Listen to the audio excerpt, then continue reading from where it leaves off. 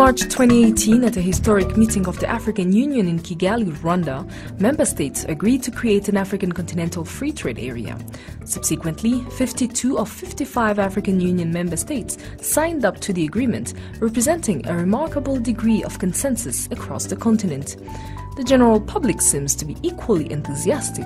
An opinion poll carried out in November 2018 by the Rockefeller Foundation of over 2,000 citizens across the continent confirmed that an impressive 77% of Africans believe that the Continental Free Trade Area Agreement represented an important step forward.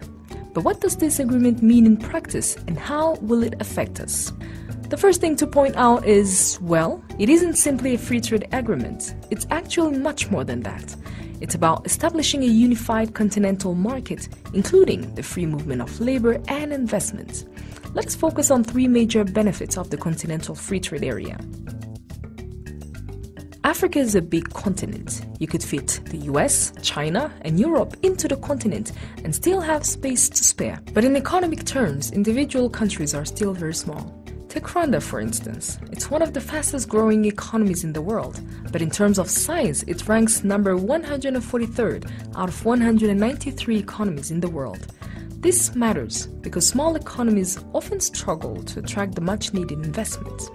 Collectively, the story is very different. The African continent, all 54 economies together, have a collective GDP of $2.5 trillion. That makes it the 8th largest economy in the world, just behind India. And with 1.2 billion potential customers, it makes the continent much more attractive to investment, both from within and from outside the continent. This will encourage business people to make the investments necessary to sustain economic growth and create the job opportunities the continent badly needs. A second argument in favor of the Continental Free Trade Area is that it includes a protocol on the free movement of people. This matters because at present, traveling between African countries for Africans currently can be very challenging. Visas, expensive air tickets, custom clearances, and border controls make it difficult to travel for pleasure and even more difficult to do business across borders. Currently, there are a lot of trained and skilled people across the continent coming out of schools, universities, and colleges who cannot find work.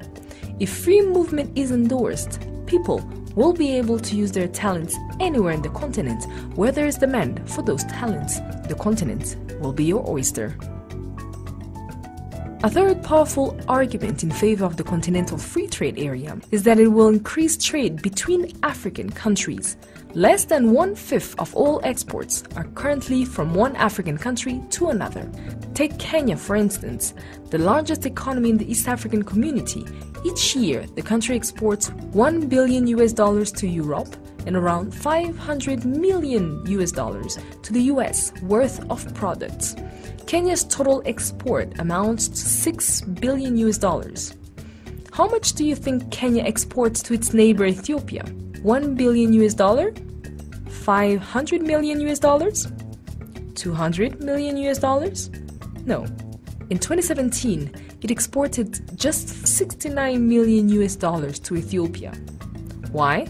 One of the main reasons is the high level of trade taxes. The Continental Free Trade Area Agreement is proposing to remove trade taxes on at least 90% of all trade between African countries. That will provide a big incentive to regional trade.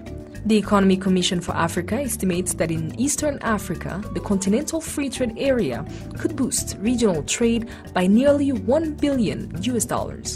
And the principal sectors that would benefit would be precisely the ones that create much employment, like light manufacturing, processed foods, and textiles, creating as many as 2 million new jobs.